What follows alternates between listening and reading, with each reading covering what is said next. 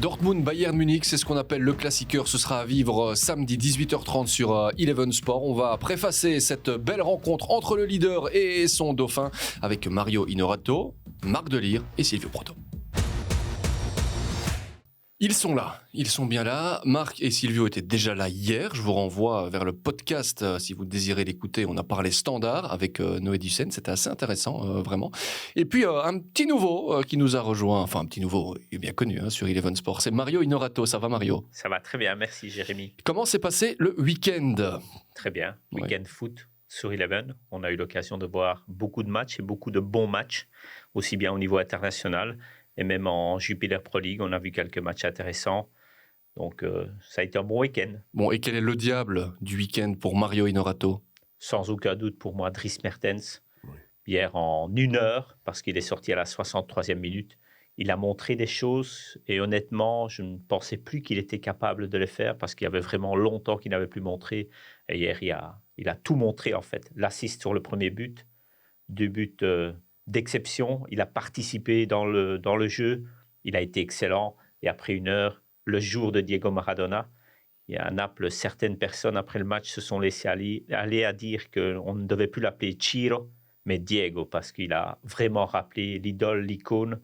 Et je crois que là, s'il peut nous faire ceci en équipe nationale, 1 heure suffit. Il n'y a pas besoin de plus. C'était vraiment excellent. Du grand diable de week-end. Du grand Dries Mertens, Marc. Bah oui, forcément, Dries. Je trouve que ce qu'il avait déjà montré contre l'Inter, ça laissait avoir des regrets de ne pas le voir plus depuis le début de la compétition. Et je viens de terminer, pour l'anecdote, le bouquin de Maradona qui raconte son mondial 86. Et il ne tarissait pas d'éloges pour Dries Mertens. Donc, quand tu as un mec comme Maradona, même en fin de carrière, même avec une panse comme ça, il aime encore toute sa tête. Hein. Donc, 2 fois Dries Mertens. On va demander pour l'exercice à Silvio Proto, même s'il aurait très bien pu prendre Dries Mertens, de prendre un autre diable du week-end. Ouais, c'est dommage, je ne peux pas prendre Dries parce que... C'est comme si c'était fait. C'est comme ça, mais là tu me forces à prendre un autre. Exactement. Là, je prends Doku alors, parce qu'il a marqué, il revient de nulle part, un beau but. Mais c'est pas mon choix, c'est ton choix qui m'a forcé. Non, j'ai absolument rien fait. Non, je voulais prendre Dries parce que j'ai l'impression que Dries est mieux aimé en Italie qu'en Belgique. Et c'est peut-être logique vu ses prestations avec Naples, parce que ce qu'il réalise avec Naples, c'est extraordinaire. En équipe nationale, ça a été moins possible pour lui de se montrer. Parce que voilà, il a les mêmes qualités en club, comme il joue peut-être pas de la même façon. Mais c'est sûr qu'hier le but, je pense que c'est le premier quand il fait tacler les 2 défenseurs de la Lazio, on les a toujours pas retrouvés. Hein, ils sont sortis du stade, ils ont pris la descente, là ils sont arrivés sur le port et on ne sait plus où ils sont. Vous connaissez encore bien les lieux, hein, oui. Évidemment. Voilà pour les diables du week-end. Bon, il y en a quelques-uns en Bundesliga, aussi des diables. Il y en aura, on l'espère, sur la pelouse pour ce classiqueur entre Dortmund et le Bayern Munich. On va entrer dans le vif du sujet. Mario, vous allez commenter cette rencontre avec Pat Stein. Hein, si j'ai bien lu le planning de la semaine. À quoi doit-on s'attendre dans ce match-là? Je vais angler ma question pour que les réponses soient peut-être plus faciles. Est-ce qu'il faut s'attendre à ce que le Bayern Munich marche sur le Borussia Dortmund? Non, parce que le match se déroule à Dortmund et si on voit les statistiques à domicile du Borussia Dortmund, c'est 21 sur 21. Donc je pense que ça va être comme à l'habitude, en tous les cas les matchs Dortmund-Bayern de Munich, des matchs très disputés. Et là on peut s'attendre à du vrai spectacle, surtout... qu'ici, malgré tout, le résultat à Wolfsburg de Dortmund, qu'il a emporté 1-3, va faire beaucoup de bien. D'après mes informations, ils vont récupérer quelques blessés. Donc, ils vont avoir une équipe quasi au complet. Et surtout, je crois qu'on va y revenir, mais ils ont récupéré Erling Haaland. Et ça, pour eux, c'est énorme. Alors, vous parlez de selon vos informations. J'aimerais quand même préciser qu'elles sont plutôt bonnes. C'est un vrai insiders, Mario Inorato, parce que quand vous dites selon mes informations, il faut comprendre Axel Witsel, puisqu'on sait que vous avez toujours des relations qui sont proches, mais c'est bien Axel aussi. Witsel et aussi la presse. J'essaie quand même de m'informer. Et oui. Vous savez comme moi que la presse, une certaine presse, a souvent de très bonnes informations. Et ici, mais je pense qu'ici, c'est sans surprise. Samedi, il manquait encore beaucoup de joueurs du côté du Borussia Dortmund. Ça a été un peu une constante cette saison. Oui. Les blessures, les malades. Donc, on avait Torgan Hazard, malheureusement, Covid. Et apparemment, ça va beaucoup mieux. Donc, ça, c'est le plus important. et il va refaire un test. S'il est négatif, il va pouvoir être aligné ou en tous les cas rentrer en ligne de compte. Et puis, il y a eu les absents de dernière minute. Guerreiro qui s'est blessé juste avant le match de Ligue des Champions. Et là, ça a été très compliqué pour son remplaçant. Et je trouvais que samedi, Nico Schulz a eu encore difficile. Et là, normalement, on va essayer de le récupérer du côté de Dortmund. Et Bellingham, même chose. Donc là, s'il récupère ces 3 joueurs-là, c'est une autre équipe. Marc, est-ce que le Bayern va marcher ou dominer le Borussia ? Écoute, Dortmund-Bayern, c'est pas un match de Bundesliga, c'est un match de Ligue des Champions. Et en Ligue des Champions, il faut bien reconnaître que depuis le début de la saison, Dortmund, ça n'a pas été ça. Contre des équipes qui n'étaient pas forcément beaucoup plus fortes qu'elles, mais qui étaient certainement beaucoup plus faibles que le Bayern. Et chaque fois que le Bayern a dû faire quelque chose, en Ligue des Champions, ils sont passés au-dessus. Alors moi, le Bayern, moi cette saison, le Bayern et City m'impressionnent terriblement. Alors moi, je vais pas dire une promenade de santé, parce que Mario a raison, il faut se le taper, le Westfalen Stadium. Mais rien que pour le fait de dire, les gars, on est le Bayern ici, ils ne seront pas battus. Silvio, est-ce que tu partages cet avis ou est-ce que tu as justement une vision un peu différente de ce qui nous attend ? Moi, ce qui m'inquiète du côté de Dortmund, c'est qu'ils encaissent quasiment à chaque match. Ils ont une clean sheet depuis le début de la saison. Et quand tu joues contre le Bayern, quand tu sais que l'armada offensive, c'est ça qui m'inquiète. Et oui, je vois le Bayern parce que le Bayern est tout le temps là. C'est un exemple. C'est un club, c'est un exemple. Chaque année, on parle du Bayern. Chaque année, ils sont là, ils jouent le titre. C'est une machine, le Bayern. C'est au-dessus. Après, voilà, comme Mario l'a dit, Haaland qui revient, il lui faut 5 minutes pour marquer un but ou 10 minutes, je ne sais pas combien de temps il est rentré. Ça va leur faire du bien. Même si celui qui l'a remplacé, il a marqué aussi. Bon, il a fait le taf aussi. Malone, hein. Oui, mais il y a rien à faire. Très bon dans les petits espaces. On va justement revenir, si vous le voulez bien, sur les meilleurs moments de la saison de Dortmund et puis on approfondit un petit peu le propos. Justement, revenir plutôt sur Wolfsburg-Dortmund. C'était ce week-end, vous l'aviez aussi commenté pour avoir tout bien en tête. Ouais, et là, il y a déjà de l'espace à exploiter aussi pour Luke Bacchio avec Bakou et le centre. Et finalement, mais voilà, l'ouverture du score après 1 minute 36. Et Wout Weghorst qui vient tromper une première fois donc le Borussia. 2e minute de jeu, le match est déjà lancé. Brandt avec Reus, ça c'est bien fait. Reus, et là pas contre. Il siffle le penalty. Reus qui avait pris Maxence Lacroix de vitesse. Emre Can qui s'élance pour tenter d'égaliser et le contre-pied pour égaliser justement. Le Borussia revient à un but partout. Et là ça pourrait être intéressant, est-ce qu'il peut frapper? Oui, et finalement, et bien voilà le Borussia qui passe devant. Daniel Malen, quel match il nous fait, le but. Bon il devait tomber aussi à un moment donné pour lui parce qu'il a beaucoup proposé aujourd'hui. Alors que le voilà, le retour d'Erling Haaland qui n'avait plus joué depuis le 16 octobre dernier en championnat. C'était un doublé face à Mayence. Et là, il y a peut-être quelque chose à faire avec Reus qui écarte pour Julian Brandt. Le centre. Et allez chercher Erling Haaland. Allez chercher qui? Erling Haaland. Et là, c'est certainement la balle de match. Il est monté il y a quoi? 7-8 minutes et il marque son 50e but en Bundesliga en autant de matchs à 21 ans. C'est du jamais vu. Ici, ils récupèrent un noyau intéressant et s'ils peuvent récupérer aussi un garçon comme Bellingham, je crois que le match de samedi va vraiment valoir le déplacement face au Bayern Munich. On est en train de rigoler un petit peu parce que certains découvraient les images. Si vous écoutez ça en podcast, allez voir la célébration d'Erling Haaland au moment de son but et la réaction cette dame de la dame de Wolfsburg. Non, elle a déjà été statifiée. C'est une déesse dans les supporters de Wolfsburg. Attends, son réflexe est magnifique. Hein. Un bras d'honneur. Voilà, comme ça, vous savez tout. C'est à voir, tout simplement. Ça se vit, ça ne se raconte pas. Bon, on a vu cette saison de visage, on parlait de la Ligue des Champions avec Dortmund. Marc, tu en as parlé à la perfection. D'ailleurs, ils ne peuvent plus se qualifier pour les 8e de finale. Et puis, il y a ce match-là qui n'a quand même pas été très, très simple. Est-ce que Dortmund, c'est un peu tout ou rien? Quand ça va, ça marque. Quand ça va pas, ça craque. Moi, très honnêtement, je trouve que ils n'ont quand même pas été vernis depuis le début de la saison par rapport aux absents pour les diverses raisons. Et alors, ils n'ont pas non plus la puissance financière du Bayern. Moi, je trouvais que les années précédentes, dans leur choix de transfert, ça avait été assez judicieux. cette saison-ci, ça n'a pas été d'aussi bonne pioche. Et le fait est que l'équilibre n'a pas pu être trouvé. Et qu'à mon avis, à un moment donné, ce sera un bon outsider pour le Bayern, mais par rapport à la puissance du Bayern qui change d'entraîneur et la vague continue à déferler, ils n'y arriveront pas. Qu'est-ce qu'il aurait fallu alors à Dortmund? Parce que s'ils n'ont pas les moyens, ils ne savaient peut-être pas aller chercher d'autres joueurs. Donc comment faire pour rivaliser avec ce Bayern-là sur le long terme? Tu sais, pour rivaliser avec le Bayern, il faut d'abord que le Bayern... le plus gros danger du Bayern, c'est le Bayern lui-même. Et se dire, on est trop bon, on est trop fort. Le problème, c'est qu'au Bayern, ils ne se le diront jamais, ça. Parce que le premier qui dit ça, il vole dehors. Et donc voilà, moi je pense que tu joues pour la 2e place en Allemagne. Mais en attendant, on a regardé un petit peu les statistiques. C'est plus 8 au niveau du bilan par rapport à la saison dernière. Au même moment, Dortmund a 8 points de plus. Ils sont à 30 sur 39 pour l'instant. Donc ça veut dire que s'il n'y a pas le Bayern, cette machine, pratiquement dans tous les championnats, Dortmund est en tête de sa compétition nationale, hein, Mario.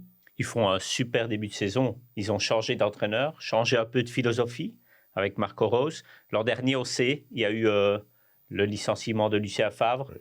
Donc le début de saison a été très compliqué. Moi, je pense que ce qu'il a manqué un peu dans ce début de saison à Dortmund, c'est une certaine régularité à l'extérieur. Et comme Marc vient de le souligner, c'est vrai qu'ils ont eu pas mal de soucis. Et puis quand vous perdez un joueur aussi décisif qu'Haaland, parce que je crois qu'on parle souvent de Lewandowski, mais Haaland, il est encore plus décisif pour cette équipe. Le noyau est quand même moins en qualité, il est bon, mais en quantité, on a moins de solutions que du côté du Bayern de Munich. Donc là, et je pense aussi que l'élément cette saison, c'est le public. Je l'ai dit samedi, je crois que le public à Dortmund, c'est un avantage. Eux, ils n'ont pas eu de public comme tout le monde les derniers temps, et ils ont beaucoup peiné à la maison, alors qu'ici, 21 sur 21, sans faute à la maison. Attention à ce que l'écart ne se creuse pas encore d'un point de vue financier. Si Dortmund, il n'y a déjà pas le 8e de finale de Ligue des Champions, ça rapporte des sous. S'il ne se qualifie pas pour l'Europa League, pour le barrage de l'Europa League, puisque le format est nouveau, ça pourrait être une cata. Mais moi, je trouve qu'on ne parle pas trop pour l'instant, contrairement à ce qui se passe en Italie, en Espagne, en Belgique, des problèmes financiers des grands clubs à cause du Covid. Moi, je ne sais pas s'il y a une meilleure gestion ou pas, mais en tout cas, on en parle moins. Ils ont diminué les salaires là-bas. Quasiment tous les clubs. Tous les clubs. Ouais. Allez, moi, je prends mon exemple. En Italie, on a laissé tomber un mois de salaire. Donc, sur les 11, ils voulaient plus, ils voulaient 3. On a discuté. Non, on a laissé tomber un mois de salaire. Donc, on a reçu 11 mois sur 12. Il y a certains clubs, comme par exemple le Sassuolo, où ils ont tout touché. Je pense qu'à l'AC Milan, ils ont tout touché. La Juventus a tout touché, mais a touché les salaires en retard. Donc, c'était la saison d'après qu'ils ont retouché 3 salaires. Donc, les joueurs donc, ils ont chacun mis un peu. Mais il y a certains clubs où ils ont tout payé et on paye. Donc, c'est normal que si ici, en Allemagne, il y a moins de retombées financières, on touche au salaire directement. Ils ont tous accepté. Donc, ils sont peut-être moins impactés parce qu'il n'y a rien à faire. Les plus grosses dépenses du club, c'est les salaires. Et déjà, je pense qu'à la base, ils sont déjà plus sensés que dans des clubs comme par exemple le Real ou le Barça ou même l'AC Milan, la Juve, où tu as vraiment une place des salaires qui est énorme. Et là, salaire plus juste. Et en fait, en reparlant de Dortmund, je pense que s'ils ne se qualifient pas en Ligue des Champions, ils vont perdre Haaland. Mais ça, c'est sûr. Hein. Ils ne sont pas qualifiés pour la Ligue des Champions. Non, mais si... Pour la saison suivante. Voilà, c'est ça. Mais ça, ils vont se qualifier, mais... Où ils vont aller rechercher l'argent, c'est là-dedans, dans le transfert d'Haaland, parce qu'Haaland, aujourd'hui, on l'entend au Real, demain, on l'entend à Chelsea, on entend Haaland partout, donc il n'y a pas de fumée sans feu, il ne va pas rester là ad vitam aeternam. Haaland, c'est minimum 100 millions. Minimum. Donc forcément, même avec la crise du Covid, même si les prix vont diminuer, mais le Bayern, tu sais, tu parlais du Bayern de la gestion. Moi, j'adore les saillies verbales de Dieter Hoeneß quand il assassine le PSG, parce qu'il les déteste, les nouveaux riches là-bas, et City aussi. Non, mais moi, je trouve qu'il y a beaucoup de bon sens. Alors bon, ok, il n'a pas été tout à fait blanc dans sa vie, mais en attendant, dans sa gestion du Bayern, il est quasi irréprochable. Hein. C'est clair, ça. Et je comprends aussi sa philosophie de dire, voilà... Nous, on a créé quelque chose, on a créé un modèle économique aussi. Parce que voilà, le Bayern, ça a été un des premiers à créer son stade, à créer toute une infrastructure autour de son stade. Et ils ont un modèle économique quasiment parfait. Que là, ils disent, voilà, il y a des gens qui ont beaucoup d'argent, c'est vrai, qui viennent taper leurs millions comme ça. Mais d'un autre côté, le PSG, qu'est-ce qu'il a gagné ? Ils ne les aiment pas, mais qu'est-ce qu'ils ont gagné, le PSG ? Pour l'instant, rien. La transition est là, sur le Bayern de Munich. On approfondit évidemment ça dans quelques instants. Mais réaction de Mario. Oui, du côté de Dortmund, il y a une philosophie. Ils investissent énormément sur des jeunes joueurs. Il faut se rappeler qu'ils ont investi sur Sancho, sur Bellingham. C'est pas évident d'aller chercher des jeunes Anglais. Giovanni Reina, qui maintenant est blessé, mais ce sont des joueurs qui ont une vingtaine d'années. Moukoko devant. Sergio Gomez qui est chez nous. Et Sergio Gomez, il y en a beaucoup. Et ils investissent, et je crois que ça, c'est aujourd'hui, d'ailleurs, l'entraîneur, le profil d'entraîneur, ils cherchent un entraîneur qui sait travailler avec ces jeunes, et ils doivent accepter, ils acceptent, dans le fond, ils acceptent ce qui s'est passé en Ligue des Champions, ce qui serait inacceptable du côté du Bayern, parce qu'il faut se rappeler qu'en Ligue des Champions, ils avaient tout en main, et puis 0/6 face à l'Ajax Amsterdam et au Sporting du Portugal, et ils perdent tout. Avec des jeunes joueurs, il faut l'accepter. Et je pense qu'ils se basent surtout sur ces jeunes joueurs et à la revente pour essayer de garder la tête hors de l'eau et se rapprocher du Bayern. Mais je suis tout à fait d'accord avec Marc, c'est se rapprocher du Bayern de Munich. Le Bayern de Munich n'a qu'un adversaire, c'est le Bayern lui-même. Oui, pour l'instant, il n'a qu'un petit point d'avance. Le Bayern qui compte 1 point de moins que la saison dernière. En plus, ils sont sympas. Parce qu'ils gardent un petit peu de suspense. Ils se font battre par C. Augsbourg. Oui, mais voilà, je veux dire... Ils ont du mal contre les équipes qui ne veulent pas jouer, en fait. Mais t'as vu le match Oui, ok. C'est comme contre Francfort. Attends, ce match-là, Kevin Trapp, il fait le match de sa vie. Hein. Clair. Là, mais c'est ça qui est beau. Allez, on peut prendre un petit peu on va prendre un exemple par rapport... En fait, c'est des équipes qui jouent tout à fait à l'opposé, par exemple, du Standard qu'on a discuté hier. Ils se créent des occasions de but. Chaque match, ils ont 10, 12, 13 occasions de but. Et que le Standard, c'est le contraire. Ils s'en créent 2, 3 et ils doivent spéculer là-dessus. C'est une machine. Et nous, je ne sais pas si tu te souviens, Mario, je ne sais pas si tu étais encore là quand on a été joué à Dortmund avec Anderlecht. Non. Le stade, il est magnifique. Quand tu montes sur le terrain, tu vois le mur. Vraiment le mur. Tous ces supporters derrière, c'est extraordinaire. Une des plus belles expériences de ma carrière avec Anderlecht, c'était en Champions League, c'était là-bas.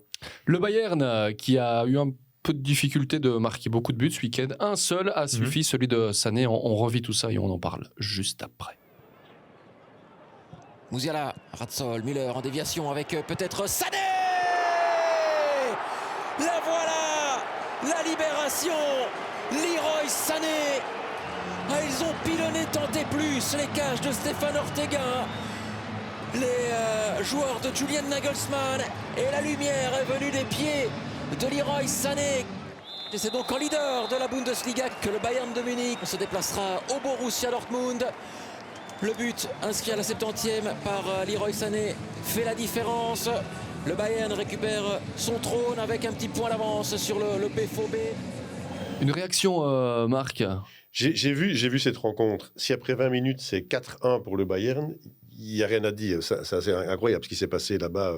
Tellement ils se créent des occasions. Tu parlais de 12 occasions, mais c'est presque pour 13 hommes. Ils sont tous concernés par les occasions. C'est un rouleau compresseur compliqué. Mario, compliqué. vous avez un petit peu travaillé les stats aussi et vous aviez envie de revenir sur les expected goals, justement, dont on parle pratiquement chaque semaine. Expected points, donc c'est les points par rapport aux occasions créées, les occasions marquées. Si on regarde le Bayern qui a 31 points ici, aurait, d'après les statistiques, 32. Et ce qui est très intéressant, c'est que le Borussia Dortmund a 30 points et il n'en aurait que 23. Donc le Borussia Dortmund, ils sont très réalistes. Ils créent peu, mais ils marquent. Et on l'a vu à Wolfsburg. Ils n'ont pas créé énormément d'occasions, mais ils marquent 3 buts. Donc pour le moment, ils ont le réalisme avec eux. Et on sait que sur une saison, c'est compliqué. Si on ne se crée pas beaucoup d'occasions pour être champion. Et là, je rejoins tout à fait Marc. J'ai vu la dernière demi-heure du Bayern contre Bielefeld. Il n'y avait qu'une équipe sur le terrain. Mais est-ce qu'on ne se lasse pas à un moment donné quand on est joueur du Bayern? Parce qu'il y a déjà 2 défaites. Attendez, il y a 2 défaites cette saison. Il y a une élimination en coupe. Celle-là, à Gladbach, 5 buts à 0. Elle n'était pas prévue, hein? Non, parce qu'en plus, tu peux dire, il a fait tourner. Regarde, la sélection. C'est l'équipe type. Hein. C'était l'équipe type. C'était l'équipe type. Donc, voilà. Et tu sais quoi, c'est rassurant. Mais oui, c'est ce que j'allais dire. Ils peuvent rater un match. C'est rassurant. Mais Mario, quand tu vois les chiffres, quand tu entends, ils sont quand même en sur-régime. Hein. S'ils sont encore dans le sillage. Dortmund est en sur-régime. Pardon, autant pour moi. Oui, Dortmund est en vraiment gros sur-régime. Ils vont jamais tenir la cadence. C'est impossible. Sauf. Ils n'ont peut-être plus la Ligue des Champions et donc ils vont peut-être se focaliser dessus. Et plus la Coupe non plus. Donc au final, il y aura peut-être l'Europa League. On verra. Oui, ça il faut voir, oui. On verra, en Et- tout cas, il y a... Attention, l'Europa League, par expérience, et Silvio est là aussi, Ouais. c'est beaucoup plus difficile à jouer C'est sûr. que la Ligue des Champions. Vous Ouais. jouez le jeudi. Mhm. Lorsque vous avez des déplacements le jeudi à 21h, il faut jouer le dimanche, obligatoirement, en Bundesliga. Parfois, un autre déplacement, ce sont des grands pays. Et là, on se demande, je pense, dans ce genre de club, est-ce qu'il ne vaut pas Ah ouais. mieux, entre guillemets, Ouais. laisser tomber cette Europa League? Parce que, voilà, normalement, la place de qualifier par le championnat en Ligue des Champions, donc gagner l'Europa League vous donne accès à la Ligue des Champions, mais Dortmund, sauf gros accident, on va y arriver par le championnat. Donc, dans le cas de Dortmund, si on est toujours dans le sillage du Bayern, Mhm. en février, faut-il vraiment jouer cette Europa League? Pour les pépettes. Oui, il y a aussi la Coupe d'Allemagne sans le Bayern, donc là, une bonne chance d'aller au bout. Donc, moi, je crois qu'ils n'ont pas le noyau pour faire les trois. Il va falloir Non. faire des choix. Mais tu sais que s'ils parviennent à dépasser le Bayern cette année, putain, c'est incroyable. Hein. Ça va être. Il pourrait le faire samedi. Moi, j'ai envie de le voir, mais c'est vrai que s'ils focalisent, et c'est ça les grands dirigeants, c'est de prendre les bonnes décisions dans les grands moments. Et c'est un grand moment le week-end prochain. Un très grand moment, oui. Avec Robert Lewandowski qui sera là, Silvio. J'ai ressorti quelques statistiques, ce sera pour après, parce qu'on va parler Ballon d'Or, naturellement. Est-ce que Lewandowski mérite le Ballon d'Or? Est-ce que c'est pour lui ou pas? Mérité, je pense, si tu regardes ses stats, il doit être dans je ne sais pas si c'est mérité, mais il doit y être. Dans les trois, il doit y être. Tout comme Benzema, pour moi. Si tu regardes les stats, Benzema aussi peut gagner. Après, voilà, est-ce qu'ils ne vont pas le donner à Messi parce qu'il a gagné la Copa América? C'est nous, ici, on n'a pas regardé la Copa América, mais bon, c'est suivi. Ton favori pour le Ballon d'Or? Mon favori, moi, c'était Jorginho parce que, voilà... Il a gagné l'Euro avec l'Italie. Même Et- depuis les 2 pénaux ratés face à la Suisse? Bon, il a perdu du crédit, c'est sûr, mais il a gagné aussi la Champions League. Et c'est sur papier, si tu regardes les stats, si tu regardes ce qu'il a gagné en club, en équipe nationale, c'est lui qui doit l'avoir, mais il va pas l'avoir. Pour moi, ça va être Messi. Donc Messi, mes favoris, Jorginho. On rappelle quand même, petite parenthèse, que cette émission est enregistrée. D'accord, on est lundi après-midi et que le Ballon d'Or, c'est ce soir. Donc voilà pourquoi on fait des pronostics et qu'on n'a pas encore la réponse au résultat. Mario, Jorginho, il vous a fait mal avec la squadra. On va pas remuer le couteau dans la plaie, mais ton Mais favori. bon, il a aussi amené de bons moments. Mais mon favori, en fait, c'est compliqué parce que Lewandowski, je pense, sur l'année 2020, il le méritait amplement. Mais il n'y a pas eu de vraiment Ballon d'Or. survolé. Mais il n'y a pas eu de Ballon d'Or. Et on a tendance un peu à prendre les deux saisons. Et il ne faut pas. Donc ici, mon favori, moi, je pense que ça va se jouer entre Benzema et Messi, qui ont gagné avec leur équipe nationale. Je crois que Jorginho, malheureusement pour lui, a perdu quand même énormément de crédit sur ce mois de novembre. Alors Marc, on a hâte d'entendre le favori, le pronostic. Mais, Mario, il faut pas prendre les 2 années. C'est vrai qu'il faut pas, mais ils vont le faire. Oui. Les votants, ils vont le faire. Je suis persuadé que dans l'arrière-pensée de leur vote, ils vont se dire... Il faut plus qu'il y ait le syndrome d'Iniesta. Il faut pas que des mecs qui le méritent à un moment donné ne l'aient jamais. Et alors, je rappelle quand même que le Ballon d'Or, c'est pas le joueur qui fait partie de la meilleure équipe. Hein. C'est le meilleur joueur de football. Point. Et là, même en 2 années, je trouve que Lewandowski, il a gardé ça. Et pour moi, il est au-dessus. Et j'avais déjà dit, pour moi, mon tiercé, ce sera Lewandowski, Messi, Benzema. Élu par les journalistes, quelques statistiques pour la saison. Celle qui s'est terminée pour Robert Lewandowski, c'était 48 buts en 40 matchs. D'accord, ça c'était pour l'année dernière, dont le fameux record de 41 buts marqués en Bundesliga. Et puis cette saison, Robert Lewandowski, tranquillement, continue. 14 buts en 13 matchs de championnat. Et en Ligue des Champions, c'est 9 buts en 5 matchs. C'est ce qui s'appelle, selon ma définition, une machine. Bah oui, et pas contre des petites équipes. Hein. Non, mais après, tu as dit quelque chose, tu as dit c'est le meilleur joueur. Qui sont les 2 meilleurs joueurs sur la planète? À quoi? Maintenant, au moment où tu parles? Maintenant, oui. Pour moi, il n'y en a pas. Il n'y en a pas 2. C'est toujours Cristiano et Messi. Non, pas maintenant. Les 2 idiot. meilleurs, mais ça reste des joueurs où... Pas Si là, tu au demandes- moment où tu parles là, maintenant. Ok, si nous, parce qu'il y a de tout, je pense, comme votant. Tu sais, il y en a qui...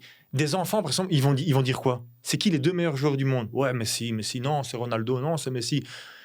C'est ça, en fait, il est médiatisé, Lewandowski, mais pas assez par rapport aux deux autres. Mais attention qu'ici, ce sont uniquement les journalistes. Donc, il y aura pas c'est que des d'enfants, il y journalistes. aura Ah pas oui, de ok. supporters. Ok. 125 journalistes. Ok. Donc, non, moi, je pense que ça va le faire. Le Polonais va le faire. Eh bien, voilà. J'espère pour lui, parce qu'il le mérite. C'est le meilleur buteur. Après, Tu sais qui aurait pu l'avoir, pour moi, si son équipe ne s'était pas plantée. Et là, je me contredis quelque part.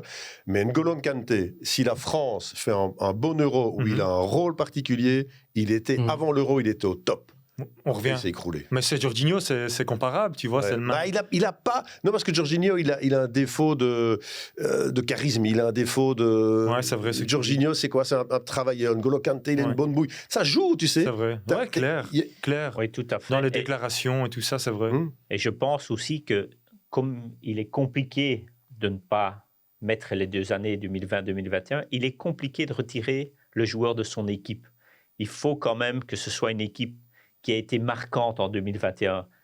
Parce qu'à la C'est fin, le meilleur joueur, il est en général souvent dans la meilleure équipe. Et pour le moment, si on prend Cristiano Ronaldo, ses dernières prestations avec la Juventus, après l'élimination de Porto, tout s'est écroulé. Ils n'ont pas été champions. Il a quand même, c'est compliqué à Manchester vrai. et c'est très compliqué avec le Portugal. Donc aujourd'hui, j'ai envie de dire, mais je me trompe, mais Ronaldo, il n'a aucune chance. Non, il n'a pas- Aujourd'hui, non, il c'est n'a vrai. aucune chance. Mais Donc, Et on le voit, donc si Ronaldo est dans une équipe et le Bayern de Munich, c'est une machine à C'est vrai. gagner. Le Real de Madrid, même s'ils n'ont pas vraiment gagné en club aujourd'hui, ils survolent presque la Liga. On ne les attendait pas. Non, c'est vrai. Donc Mais voilà. d'un autre côté, si on dit que Benzema gagne le ballon d'or, est-ce que ça va être un scandale? Pour moi, pas. Si non. Messi gagne, est-ce que ça va être un scandale? Pour moi, pas. Si Lewandowski gagne, est-ce que ça va être un scandale? Non, donc Donc, il y a du beaucoup de- suspense. Il y a du Parmi- suspense. Voilà. Oui, mais il y aura une surprise. Ça, c'est sûr que ce sera une surprise pour certains et pour d'autres pas.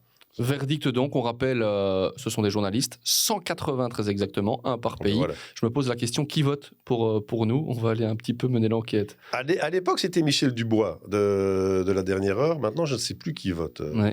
Je ne sais pas. On va se renseigner. Voilà, comme ça, c'est une bonne piste là aussi. La conclusion, si vous le voulez bien, elle est simple, hein, on en a déjà un petit peu parlé. Quoique, qui va remporter le classiqueur samedi 18h30 sur Eleven? Marc? Bon, si je devais mettre un petit peu d'argent, je mettrais X2. X2, ça veut dire, oui, soit le nul, soit... C'est que le Bayern ne soit sera pas battu. Même si je l'espère. D'accord, Donc, quelque part, je ne serai jamais déçu. très bien. Mais Marco. mais je t'écouterai. Entre ce que j'espère, c'est-à-dire quand même une victoire du Borussia Dortmund dans son stade, devant ses supporters et surtout avec des joueurs que l'on connaît bien. Moi, je pense que il va falloir un très, très grand Dortmund face à Bayern très moyen pour que Dortmund puisse l'emporter. Mais si tout le monde, C'est beaucoup, hein, quand même. c'est énorme, si tout le monde joue à niveau, je pense que le Bayern va l'emporter. Tu as eu Axel au bout du fil, il va jouer. Il était sur le banc pour commencer ce week-end. Axel veut toujours jouer, donc il est logique. Et je pense qu'on a vu aussi ce week-end, sans Axel dans ce milieu de terrain, il manquait quand même un peu de gabarit, un peu d'expérience. C'est vrai que Emre Can, Axel Witsel, au niveau expérience, on ne fait pas beaucoup mieux. Et face au Bayern, il va en falloir de l'expérience. Petite parenthèse pour dire que ces dernières semaines, Thomas Meunier est pas mal aussi. très bien. Il était bon dans le naufrage de Dortmund en Ligue des Champions. On referme la parenthèse. Silvio, qui va remporter le classiqueur s'il y a un vainqueur? S'il y avait un petit peu d'argent à mettre, vous faites un pari là. Alors, avec si je dois Marc. faire un pari, je joue pour gagner un peu d'argent, Bayern avec 2 buts d'écart. Bah voilà, Voilà, si tu veux gagner de l'argent, ce qu'on c'est ce vous qu'il faut demandait. faire. Bayern, handicap 1. Alors. Voilà. Bah, écoutez, Handicap 2. Ah, Non, 2, c'est 3 buts d'écart. Toi, t'es bon, tu t'y connais. Désolé, je m'y on connais rappelle pas. qu'il y a une émission de Paris pour la Pro League le vendredi soir, le Friday Night Foot. On va peut-être créer ça pour le foot international. Là, ça peut être pas mal. Et vous ça. serez invité. Je pense que, Marc, on va vous donner les rênes de cette émission-là. On va aller en discuter en coulisses. En attendant, nous, on se referme ici. Rendez-vous samedi pour ce classiqueur Dortmund-Bayern avec les handicaps que vous voulez. Finalement, à vous de faire vos jeux. Nous, on a fait les nôtres. Merci, Mario. Merci à vous. Bon match samedi. Merci. Vous serez avec Patrick Stein, on le rappelle. Merci, Marco. Ouais, en tout cas, sur le terrain, il n'y aura pas beaucoup d'handicapés. Hein. Ça, c'est sûr. Et merci, Silvio. Avec plaisir. Très belle fin de journée à vous et à vous aussi qui nous écoutez et qui nous regardez. Ciao, ciao.